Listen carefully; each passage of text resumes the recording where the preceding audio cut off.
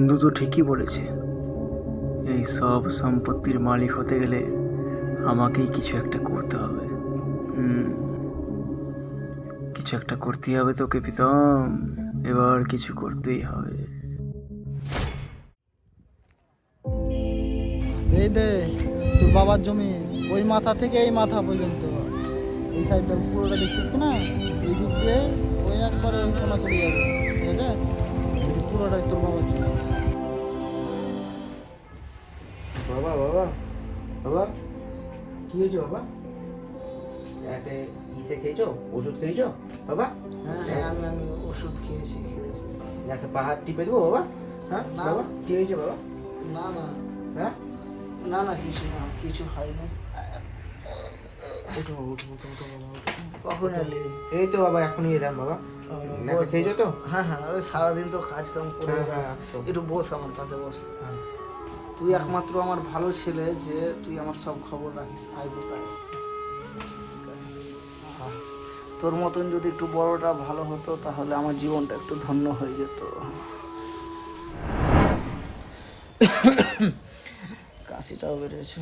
প্রীতম একটু জলটা দিস তো বাবা। তোর বাবা তোর ভাইকে কিন্তু খুব ভালোবাসে, ঠিক আছে? তোর ভাইকে কিন্তু যদি সব কিছু লিখে দেয়, ঠিক আছে, তাহলে কিন্তু তুই প্রবলেমে পড়ে যাবি। নিজের রক্তের ছেলের থেকে কুড়িয়ে পাওয়া ছেলের প্রতি বেশি ভালোবাসা।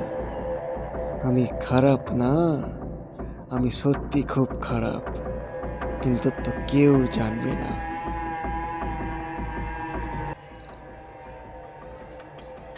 না বাবা, জল খাও।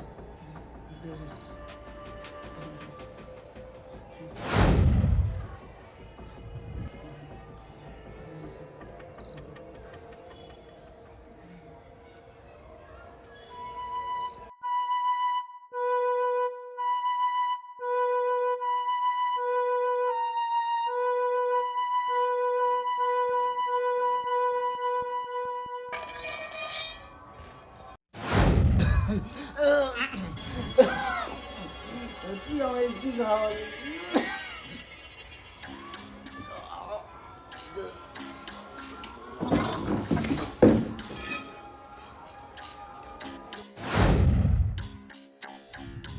এবার সব বিষয় সম্পত্তি আমার পথের কাটা শেষ, একা একা আরও সব। এবার তোমার ছোট ছেলের কি হবে?